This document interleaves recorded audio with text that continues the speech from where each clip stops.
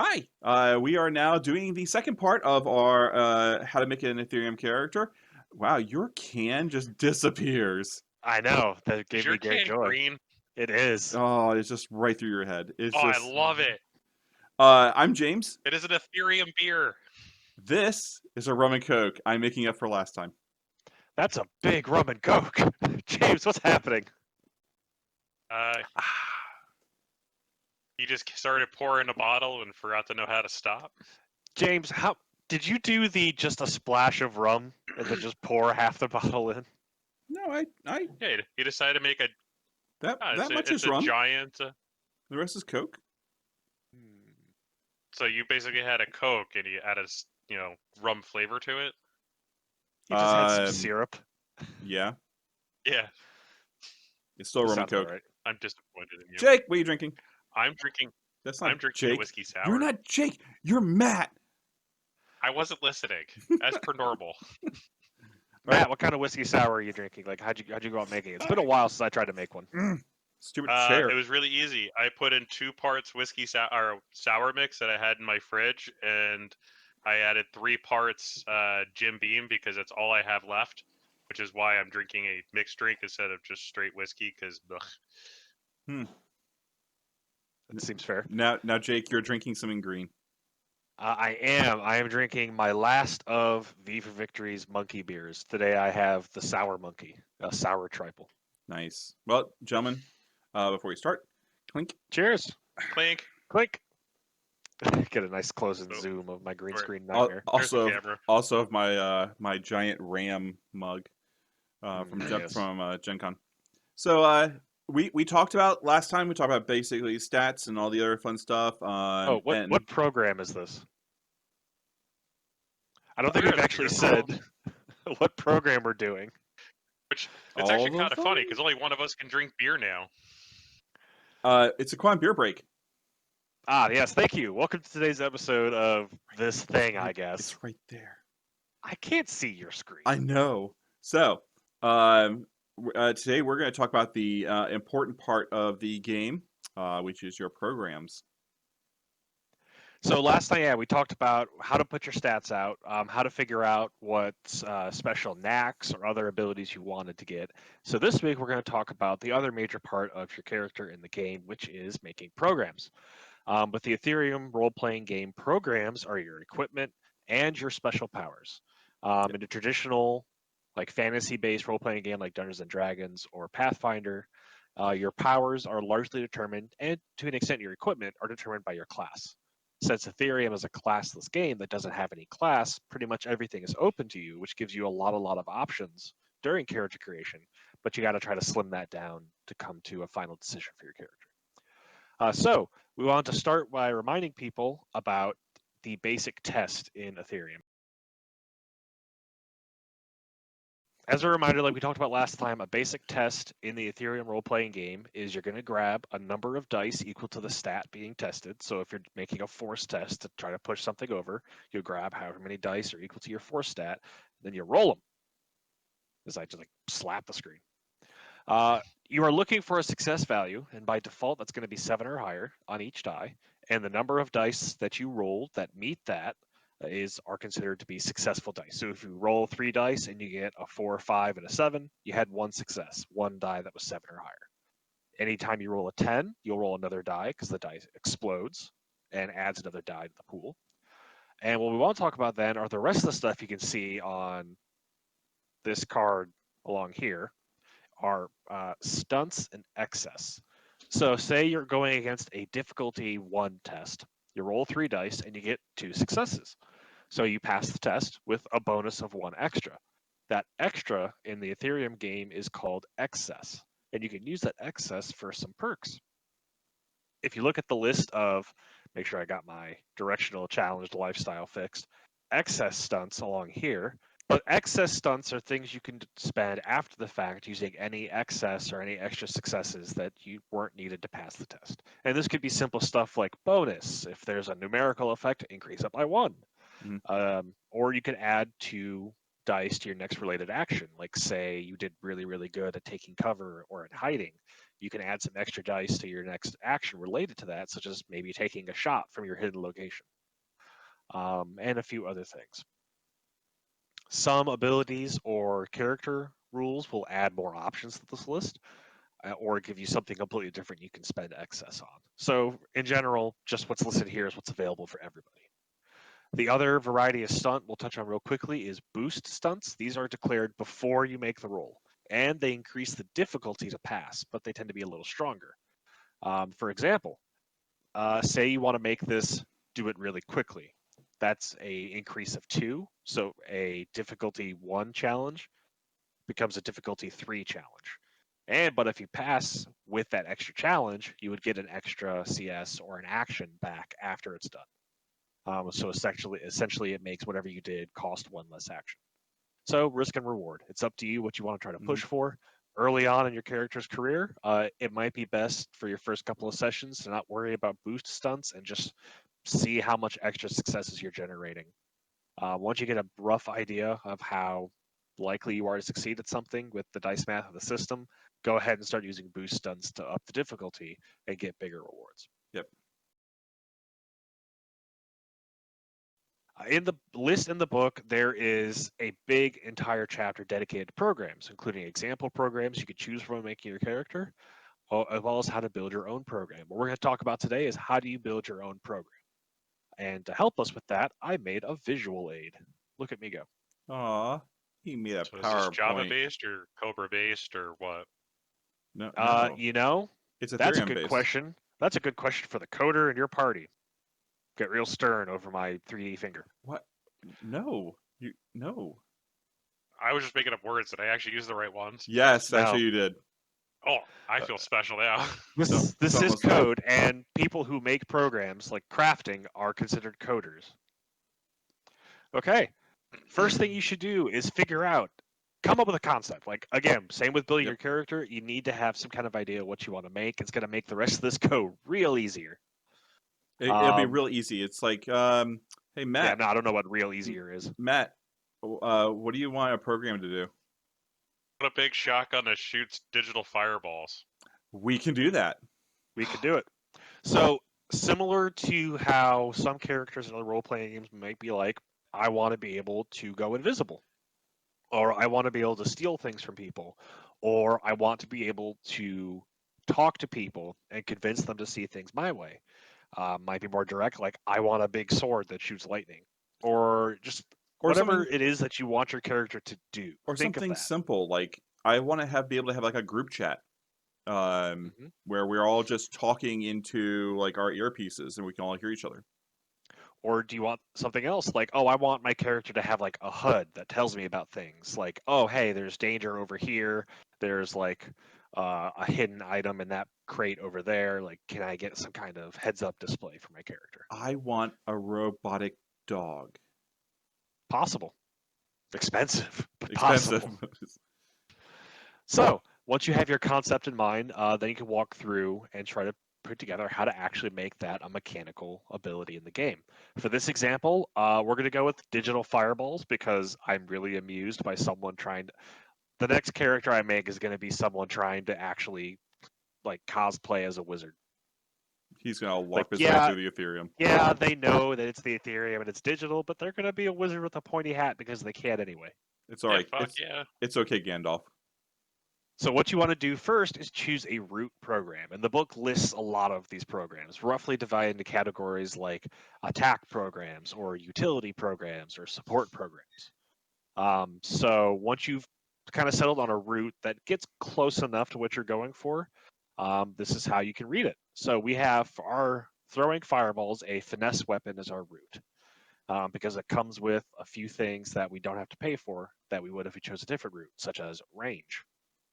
Looking at what you can see here, you can see that the name of the program is finesse weapon. You can change it later. Don't worry about that for right now. Is because this is a finesse weapon, does that actually say what stat you're using? It does. If you look, so the first line you see here is the name, and you see the complexity, which is similar, essentially the cost of that program. But we'll come back to that in a little bit. You see how much CS it is to activate on your turn. As a reminder, CS, clock speed. Every character gets 3 CS on their turn to spend on actions. So using this program would take 2 of your 3 CS. Then you can see what stat you'll need to use on the second line for tests with this program, which for a finesse weapon by default is coordination. So to be particularly good at hucking these fireballs, you're going to want to have a good coordination stat. Then in parentheses, you'll see the effective range of the program. For a finesse weapon, it defaults to 40 feet. And then finally, usually in italics in the book, you'll see the effect of the program, which for a finesse weapon is +1 damage. What does that mean, +1 damage? When you make an attack roll using the test rules that we defined earlier, your damage is based on how many successes you get. So if it's a difficulty 1 attack, your opponent has a defense of 1, and you get 2 successes, well, you pass, and then you have 1 excess, which you could then spend to increase the damage you deal. This program effectively gives you an automatic +1. So Doesn't if mean it you automatically have- hits. It means you have a +1 damage. when it does hit. So for example, by default, attacking someone would do 1 damage. You have this finesse weapon, it's going to do +1 damage. So now you're at 2 total. And then you could spend your extra excess to increase that to 3. So you had an attack for 3 damage. That seems so little for a fireball. Considering Well, your sync is very, very low sometimes, that actually could one-shot some people. The average Oh. sync for starting player characters is 7. So that's almost half someone's life on a single roll. Oh, okay, never mind. That's a little better. Stuff's going to get deadly real quick. And we've just Oh. begun. That's a base level program. We Yes. haven't thrown in all the other cool stuff yet. So once you've got a root program chosen, there'll be a lot of options in the book called mods or modifications. So what you want to do next is decide what mods you want. So I've highlighted here what has changed, and the little red box is the modification we're adding. We're throwing fireballs, right? We want our fireballs to be big and splashy, so we're going to add the area mod. So mod descriptions in the book. Oh, good, you can see my mouse. Yay. Yeah. They tend to be written as a number of adds, and that essentially is for each instance. So the area mod, if every character within 5 feet of the target suffers the base damage of the attack, so excess or other modifiers other than what's written in the program don't count for the splash. But you could increase the range by 5 feet for every instance of the mod. So we want a bigger splash. We don't want just a 5-foot splash. We're going to get a 10-foot splash by taking this mod twice. So you can see that we've taken area twice. That increased our cost from 2 to 6 for complexity. And now our effect says each character within 10 feet of the target suffers the base damage of the attack, which is +1. So if you rolled a bunch of extra successes on your attack, your extra successes would increase damage against the person you targeted, but the people in the splash zone would still just take the one damage of the attack. Which is still extremely nice. Yep, it's so nice. So, and that really is sort of the basics for just a simple program, is you'll choose any modifications you want. Each modification will increase the complexity, so you're getting a more and more expensive thing. And then eventually, once you decide you've had enough, you can choose your skin and flavor. Here's where you get to rename it to whatever you want. In this case, we're just going to call ours Fireball with an exclamation point, because that's what it is. And then you declare a skin. So, one of the rules about programs is invisible or intangible programs aren't really a thing. So there has to be some kind of active effect when you have activated a program. So for our fireball, let's say that we have flames crackling in our hands as we get our pyrotechnics on. Ew. Yes. Mhm. So like you just can't. So the way you just can't like point at somebody and suddenly they just take damage. Like you're either pulling up a shotgun. Like in your example, this exact same program could be skinned to just be a shotgun. That like shoots when fireballs. you pull the trigger, a gout of flame shoots out. So what you're saying is, I can literally use my imagination and make whatever I want. Yeah. No matter what. I mean, there So- are some bounds, like There's actually a lot of flexibility in this system. There's a lot of different root programs that you can add, and they were pretty thorough with modifiers. Some stuff is going to be difficult or really expensive because of how many modifiers you might have to slap on it to make it be your vision. For example, robo-dogs. Robo-dogs are absolutely possible, but depending on what you want the dogs to do, to make them mechanically really sound could be a high complexity. So that's just kind of the trade-off of, especially as a starting character, you're probably going to want a number of relatively straightforward, simple things you can do, like throw a fireball, heal a friend, Mhm. hack a security system. Try not to be like, I want to be able to levitate things with my mind and hook it 120 feet. You could probably figure out a way to do it, but it may be really expensive. And I've pulled up the finesse section of the book. There's a bunch of different things there. Like you can decrease the range, and it gives you a -1 complexity. But on the right, James, thank you for that segue to my next chart. on the right side of the book, over here, there actually have some pre-built programs where you can just be like, I really don't care. I just want to jump into the game. Base level program. You have a laser pistol. There's a beam rifle. It gives you a little more complexity, a little more things to do. A grenade launcher, which is almost the same thing that Jake just built. It's the exact same thing, James. Thank you for really just crushing all of my planning. Hey, I'm just- Montgomery Burn. I'm just pointing out that you can reskin a grenade launcher to be throwing fireballs at people. So what you're saying is, as I'm planning my character right now for when I eventually get to play this with you guys, I can make Scarecrow Fear Gauntlet from Arkham. Probably. Yeah. That'd be a strength-based melee weapon. You could even have it inflict viruses on people. Yeah. Also, spoiler, I have charts for how to do viruses. Like I said earlier, though, if you want to do really powerful stuff, it's going to get expensive. What's a way to make things less expensive? James mentioned it a bit ago, but there are negative mods. So let's take a look at one. So, you can choose to take negative modifications. There is a limitation. You can only have one negative mod per 5 complexity of your program, which is after any modifications to complexity, rounding up. So our fireball, which was complexity 6, down to complexity 5, that means you can only have a single, get my pointer finger, a single negative modification, which in this case, one that made sense is we're going to restrict this to being a ranged attack. So one of the negative mods that the finesse root program can take is restricted to range, where you can't use it at melee. This makes sense to me. It's a big splash attack. I don't want to throw this at my own feet. But by adding this little rider, by adding this negative mod, we brought our complexity down to 5 from 6, which actually is a good number. I'll come back to that later when we talk about how to pay for these things. Okay. So I have one more question. Yeah, yes, hit me. yes, you in the bottom. So when you said you can add, you said you can add negatives, and you figured it out by the total for every 5, and it's the total complexity rounded up. Yep. Down rounded up. So if you had something that cost 11, does that mean you can do 3? Because it would be the total complexity divided by 5 would be higher than 2, and you'd round it up, so that would be 3, correct? So the limit is applied after you give the mods. So if after you put in your, so say for example that you put on 3 negatives and your 11 became 8. Well, now because of the overall complexity, you're only allowed 2 total negatives because now you're below that 1 per 5 threshold for 3. So that's how they fixed me gaming the system. Got it. Yes. Yeah, this is kind of specifically to prevent people from making a super specialized min-maxed death cannon. Yeah. But the restriction does give you room to play, to still come up with your ideas without necessarily having to run the risk of someone getting so hyper specialized.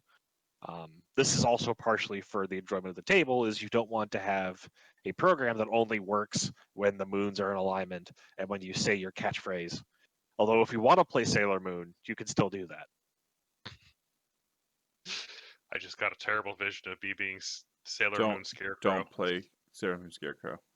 I am so playing Sailor Moon Scarecrow. Thank you. Work with your DM to come up with a negative modifier which requires you to shout your catchphrase before using it. just like every other anime character. Pretty much, yeah. Now, also usually these negative modifiers and the positive modifiers come from the finesse section. So you're doing a Yep. finesse weapon. There's a bunch of like modifiers for finesse. There are some universal modifiers. I have them up right now that can be applied everywhere, and they're pretty. They are universal. Like So- you can only be limited. Exploit. The defenses program is decreased by 1. Yeah, my recommendation when you're making this stuff is there are 2 pages with universal modifications Mhm. and active modifications. I don't expect you guys to read those from the holdup, but I'm just showing my recommendation that I followed it is make a copy of those pages and print them out and just Yeah. have them on hand. Don't force yourself to flip through the book every time you want to look at what the universal list is. The active programs only, essentially, what that means is it can only go on programs that require a test, so not passive. So you can't, for example, add imprecise to armor because it doesn't make sense. Your armor doesn't do anything. Correct. And then a lot of sort of like the generically good things, like every time you make a test with this program, you automatically get 1 excess to spend on stunts. That's generically good. That's in the universal section. So you could have like a machine pistol with auto aim, which gives you extra successes or improves makes the second time you shoot it more effective than the first. And you would find that kind of stuff under universal mods. So what you're saying is, for all the first-person shooters out there, you can have an aimbot. It doesn't even have to be a gun necessarily. You can make an Completely legal. aimbot program, like a HUD, for example. You can have it as a System. little drone that just flies around with a little laser pointer that just kind of points at people. You could just put a gun on that drone. You could just put a gun on that drone. Just so- be Tau all the way. I know. I was picturing Servitor Skull. You can Yeah, do you a Servitor Skull. If you want to play a Space Marine in this game that is not at all associated with Games Workshop, I don't think anyone can stop you. Just be No. prepared for certain things to be expensive. Very expensive. Because, Space Marines are OP. Yes, Okay. yes, they are. So, we talked a little bit about viruses earlier and why James thinks you shouldn't take them. I defy him. Fee. And I'm going to now walk you through an example of how to make a virus.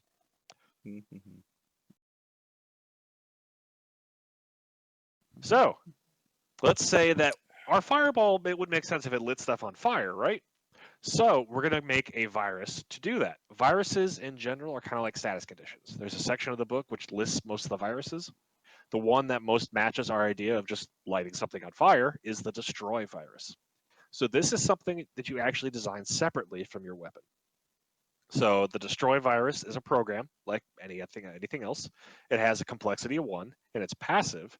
And the effect, as you can see here, does damage equal to the X. So the X on every virus has an X applied to it. Their effects will scale based on how strong the virus is when you slap it on someone.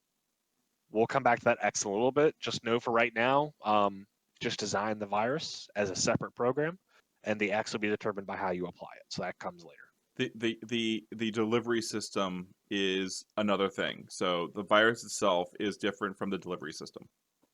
So once you own at least 1 virus, now we can work on the delivery system. Also, you can customize the virus however you want. For example, we're going to light stuff on fire, so it's going to be burning. I mean, yeah, it's fire. Okay. Now, one of the universal mods that you can add to an active program, specifically one that does damage, is viral. And this is our delivery system. So just like we added the area of effect mod, now we can add the viral mod. And it increases the complexity. We're just building on the same program. We haven't changed anything up to this point. So we go from complexity 5 to complexity 7 because we add 1 instance of viral. And you can see that the viral mod says for each instance that you apply, X is equal to the number of instances. So for applying viral once, we essentially get to apply burning 1. So that means that if we go back and check our burning virus that we made, if X is equal to 1, then at the end of each round, whoever's affected by burning will take 1 sync damage. Simple, straightforward, but it simulates that effect we were going for of lighting things on fire. So if you applied it twice, the X would be 2, and therefore it would be applied 2 rounds, or it would be Close, but wrong. burning 2. So when you apply a virus, some of the virus, you take the higher X value and add +1. So James is right, where if you apply burning 1 to the same target, it would become burning 2. And then if you apply a burning 1 to someone who has burning 2, it would become burning 3 because you take the higher one and add 1, so on and so forth. Also, in your example, would this go to the splash damage too? It does not. Because viral says successful attacks with this program give the target a virus. Since the other people being damaged, each other character near the target is who gets damaged by the splash. The target is still the only one you can apply the virus to. But that is the real basic level. I believe our program, let me double check. Yes, our program is done. So we made Fireball, a complexity 7 program that uses our coordination stat, costs 2 CS, and does +1 damage, but it splashes to everyone within 10 of the target, and our target gets lit on fire, and they'll take an extra damage at the end of each round. All you would need... Go ahead. No, you finish your thought. All you would need to put down in your character sheet to track this, once you're done with creation, is just put down sort of the gray section here. Mhm. Just jot down on your sheet. Yep, and that's all you would need to run with this program that you made. I would recommend when you're building these programs, you have a build sheet where you write all the extra information down and just kind of store it somewhere so you can go back and reference it, because a lot of these things can be updated and changed. Yep. So now that you have our program, it has a complexity. How do you pay for it? So let's talk about iconic and Pylon programs. Actually, I have one question since we're talking about viruses, and I'm assuming we're talking about computer viruses since we're in Aetherium. Yes. Not necessarily. Sort like of. in this case, lighting someone on fire is considered a virus. So can someone have like Norton antivirus software with their stuff to stop this? There are some abilities that could increase or decrease the effects of viruses applied to you. Yes. So yes. Okay. You can also, if you're wondering, can I just stop, drop, and roll if someone lights me on fire? As a 1 CS action, this is kind of buried in the virus rules, but it exists. As a 1 CS action, you can make a sync test, which is a test where your dice is equal to the amount of health you have left. And if you get any successes, you can reduce the number of a virus affecting you. Basically, you're doing an action, but it's just purging the program from your program. It's the Matrix equivalent of stop, drop, and roll. Yeah. Now, if we wanted to make this a little nastier, we could take 2 instances of viral, which would add 3 more to cost to make this complexity 10. That's around the complexity where it's like you probably can't afford it as a starting character. Yeah. So that's why I only put 1 instance on here. But what I'll point out again is back to our burning virus. It is complexity 1. So you'll have to buy it in addition to the viral mod. But you could modify this burning virus to make this virus nastier and pay for that separately. Mm-hmm. Like one example could be, the virus spreads to people who are near the original target. You would add that mod to the burning virus and not to your weapon. What I'll point out again real quick is viral does say a specific virus. So when you take the virus mod, the viral mod, you'll declare which virus you own is effectively loaded. You cannot apply 2 different viruses with this mod. If you owned 2 viruses, you would have to have 2 different viral modifications. Yeah, you can't just slot them. So you can't just be like, this time I'm using burning, or next time I'll be using this healing virus. Yep. So that's just a heads up to know for when you go to make viruses yourself. I think a virus character could be a lot of fun. Again, I mentioned it last time, but really look at the viral career path, the spec, if you want to go with viruses. That augments and sort of gets around a lot of these restrictions. But you are effectively using other character creation resources to get it. So just talk to your DMs. Okay. Hi, James. So, hi. You're not gonna let me play my character, are you? It would be that man over there to assume that James is the DM for us. Oh, that'd be. Well, Anne likes me. I might be able to get away with this. All right, so iconic versus Pylon. It's gonna be him. It's gonna be him. Oh, well, you're pointing the wrong direction on my screen. Oh, it will be Other Jake. one. Jake will Oh. be the DM. Oh, Jake likes viruses. I'm fine. Yeah, I'm the one promoting using it. Absolutely, it's available to my players. Okay. Also, So, you have two resources for getting programs during character creation: your iconic and your pylon. So, iconic programs are different than pylon programs in that pylon programs are essentially regular. They're programs that you can buy, programs that you can trade. Iconic programs are about your character. They are your iconic ability. It's your big trigger. It's the thing that you're almost always guaranteed to have. For example, if your Renfest Wizard Reject is running around cyberspace throwing fireballs at people, maybe that's his iconic gimmick. He's Barry the Fireball Chucker. When people hear him yell "Fireball," they duck for cover and run for miles around. that is totally the name of his character from Yeah. now on. You realize that? Yeah, Barry the Fireball Chucker? Yes. In which case, that could be your iconic program. Now, an iconic program has a few benefits. Namely, it uses a different resource during character creation to get made. So if you flash back to last week, No. that's no No. sound effect. I like it. Thank you. Thank you, Wayne. Thanks. Yeah. One of your starting stats for your character is iconology, which is your resources you can spend on iconic programs. So with iconology, every character starts with 5. What that means is you can have up to 5 complexity of iconic programs. So our fireball that we have here is complexity 7. It's too big. It's too complex to take with our starting resources. But during character creation, you can spend, I think it's 2 points. I'd have to check. Aha!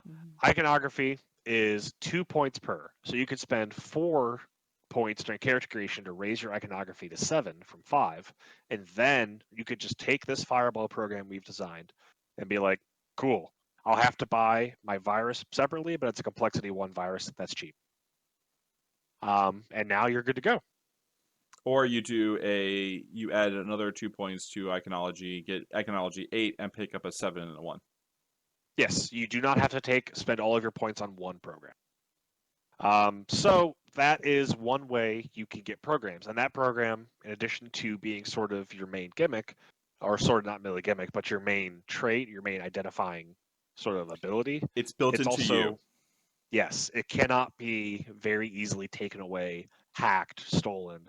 It's essentially based on your connection to the Ethereum and is not necessarily based on what's going around. So Pylon programs are programs which are essentially being run by the Pylon, by the AI. They're So built your iconic- into.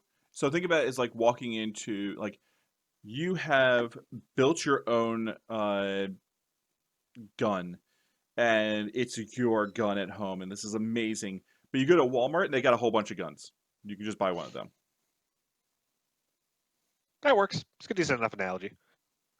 So Pylon program is essentially being leased to you. During character creation, you'll go ahead and create them, just like you did any other programs.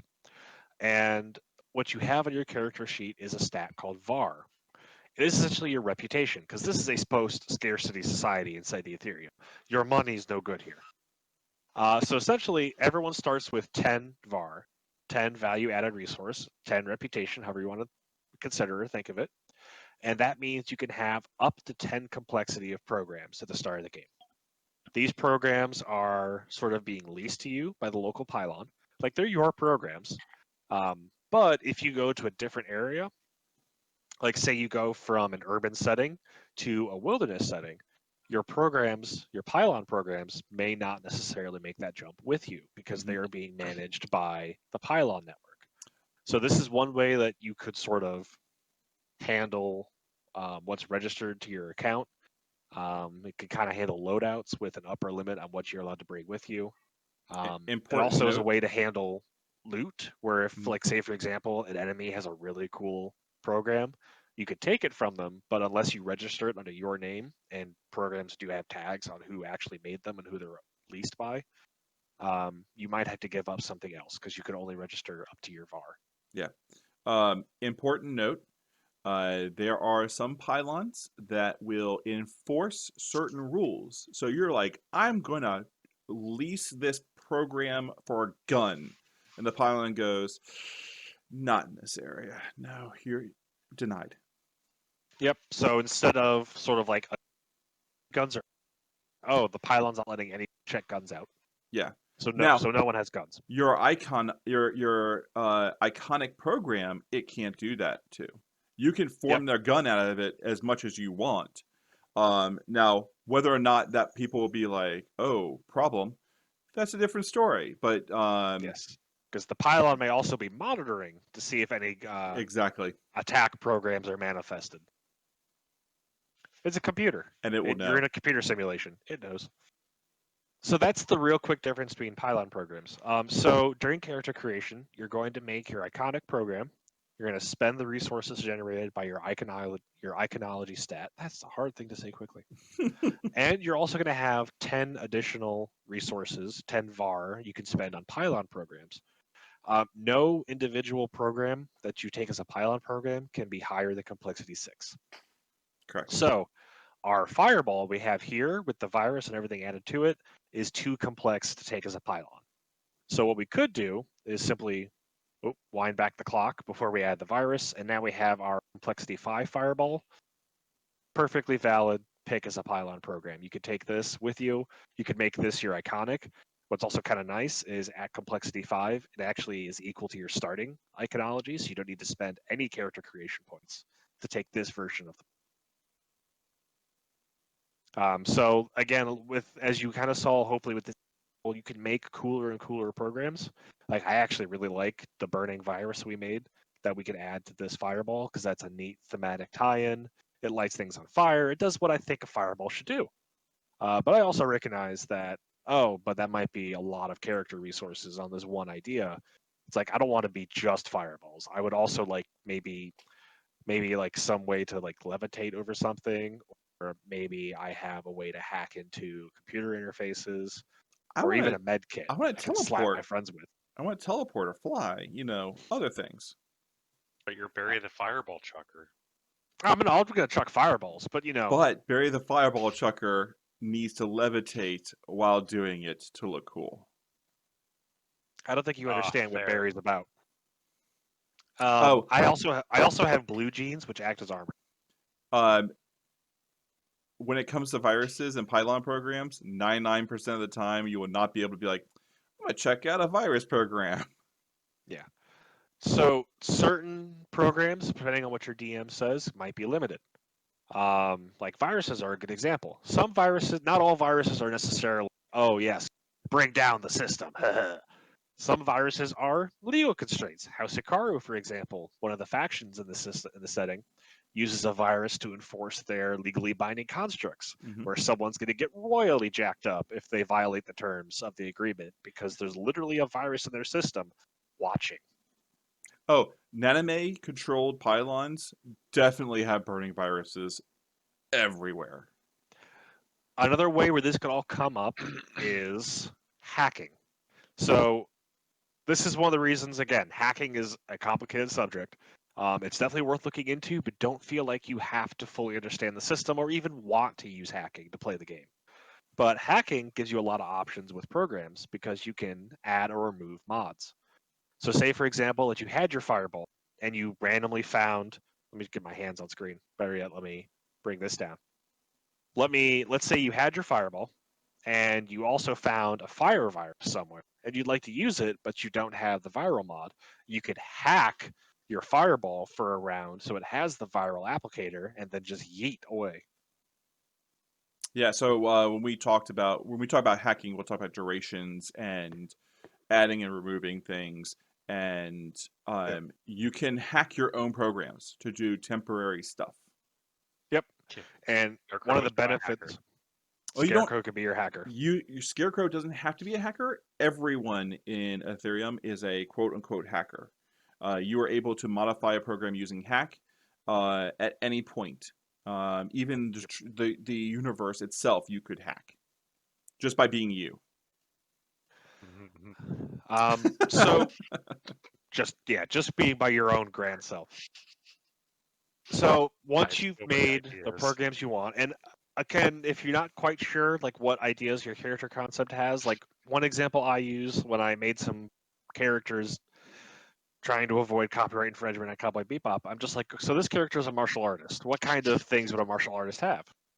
And I'm like, well, to be fair, I kind of based a little bit on Monk from D&D, where he's got to have some way to do close combat. So I noticed that one of the programs is about grappling and pushing and shoving people. So I'm like, yes, he's a grappler. So I went ahead and kitted that out, made him a program based on that. There But is I'm a just like, grappling. There is a grappling assist program. there is. And then I'm like, well, he's probably need to be able to take a hit. So that armor is relatively cheap program. I'll give him some armor. And like, well, he's also going to want mobility. He's got to move fast. Oh, look, there's a mobility program where I can get my hands on screen somewhere, where I can literally give him wingtip shoes that make him run faster. And I'm just like, yes, this is my highly mobile, protected melee fighter. Okay. When are you gonna buy your red ship now? No. That's ResX. We don't do that yet. So my character, his iconic program was basically shield drones, and he just basically put up shield drones and protected everyone around him. He actually did defense in a range around him. Everything. So I think we got finished talking about iconic and pylon programs, and we were talking about how he can make Scarecrow by like his armor could be iconic and like how manifesting it only takes a round. So he could I think it takes 2 CS to manifest a 2 program. CS. Generally speaking, you kind of want to have it done before you start a fight. Yes, but you can be walking around normal and like, or better yet, your iconic program looks normal, like you have a Yeah. suit that is integrated with armor. Yeah. Or you have a HUD that takes the form of goggles, or glass, or cool sci-fi glasses. or Stuff you that could have doesn't raise alarm. you could have telepathy with the entire group all wearing bunny ears. No, that's my virus. I'm gonna make the enemy think that. Actually, Anne gave the group telepathy by making everyone wear bunny ears. It happens. I don't like it. I think I would look adorable in that costume with bunny It would ears. be hysterical. It's like when you're doing telepathy, suddenly you have bunny ears. So, Press X to doubt. what else did you have on your list of PowerPoints? That was pretty much it. Like, I'm glad you guys were able to fill the space, but I just wanted to cover today with people how to make programs. It's intimidating because there's a lot of information. So try to narrow down your focus by figuring out what you want to do, and then find the things that match that, rather than just read everything and try to build based on that. Yeah, like it's definitely come up with a concept first, and then try to build your concept. And it, like I said before, you don't have to do everything. It doesn't need to be a shotgun that shoots fireballs. It just could be a shotgun. And remember, they're iconic programs. They're built into you. So, maybe have more than just one. Have a variety of different programs.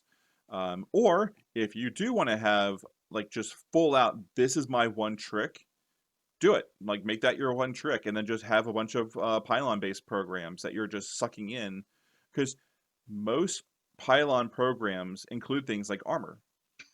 So yeah, like all Pylon programs most of the time have like, I know how to build armor. It's just armor. Cool. Any program can be iconic or a Pylon program, so there's no real restriction. It's just whatever you want to make. Yep. Before you go to meat space, you should probably finish your ethereal character, which is after you're done with your programs. There's a few bookkeeping things, like, do you have a name? What's the important Make sure your thing character of has a name. Do you what's- have a goal? Yes. Yes. Your level. Scarecrow Jr. is not a legal name. Your level is also a good thing. I actually have the name for him. Stabby McStabby face. But I there's don't have it. Oh, His name is Dr. Onyx. Oh. You have, so your username, so it's a username. So remember, your username doesn't have to be your name. You can go by whatever the hell you want in the Ethereum. Yeah, your make all those edgy nicknames you thought of in high school. Now you're a meat space. XXX, totally hot XXX. Max damage 69. Don't do stuff like Does that. more Please X's don't. make you emo still? Yes. Okay. Now, your meat space name is going to be, of course, your actual name, but your username No, can be anything you want. I call myself Shadow Hacker 69 in real life too. It's on my driver's license. K McLovin. Do you hear the silence? It's a silence here. All right. I think that's pretty much covers it. There's really not much more to character creation. A lot of the rules at this point are about how to play the game. And then taking what you've done in character creation and actually applying that to whatever horrible and wonderful things happen to you. Yeah, and believe me, you are going to spend a lot of time just being like, I want for my character, I want a little tiny bunny I can wind up that bounces across the field and then explodes in the middle of the enemies. And you got, yeah, we can do that. You want Tiny Tina from Borderlands. Got it. Yeah. Easily done. And I sigh and prepare to suffer. Well, you're the one who's the DM, sir. All right. So thank you much for watching. Next time on Quantum Beer Break, more than likely we'll be talking about Meat Space or Hack or one of the other game mechanics that will affect your game. Probably both. Probably both. We'll end this at 3. Yep. All right. Thanks for watching. Game off. Bye.